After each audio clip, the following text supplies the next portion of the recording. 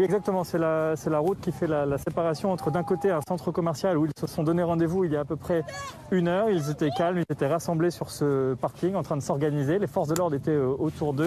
Et puis subitement, ils ont traversé la route et sont allés de l'autre côté, justement près du Zénith de Saint-Herblain, là où Éric Zemmour est attendu dans les prochaines minutes. Ils ont donc traversé cette route, coupé la circulation et les forces de l'ordre ont immédiatement répliqué, vous l'avez vu sur les images, avec du gaz lacrymogène utilisé en abondance pour les repousser, raison pour laquelle les manifestants désormais ne sont plus à proximité du Zénith, mais uniquement sur la route, ils bloquent la circulation. Voilà, ils ont été donc repoussés par les forces de l'ordre avec énormément de gaz lacrymogène. Il faut dire que ces manifestants sont environ, en tout cas au départ, on en a compté un peu plus de 200 environ.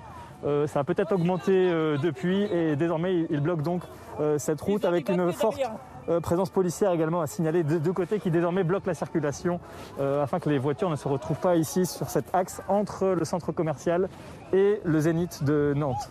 Alors est-ce qu'on sait aujourd'hui qui sont exactement ces manifestants et quelles sont leurs revendications ? Eh bien, ce sont tout simplement des manifestants qui ne veulent pas de la venue d'Éric Zemmour ici à Nantes. C'est vrai qu'il y a eu un appel qui a été lancé par des partis de gauche, par des syndicats également, mais il y a aussi tout simplement des citoyens qui ont voulu venir ici dire tout le mal qu'ils pensaient d'Éric Zemmour, qui on voit également aussi parmi la foule des gilets jaunes. Alors ils ne sont pas en majorité, ils sont quelques dizaines sur la plupart des gens que nous voyons autour de nous, et puis c'est principalement des antifas aussi que l'on voit, les slogans aussi que l'on peut lire. Il y a là juste devant nous amour partout, Zemmour nulle part. Il y a pas mal de slogans qui ont été mis comme ça sur des panneaux, sur des affiches.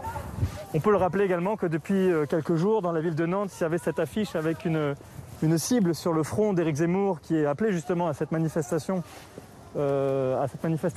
aujourd'hui.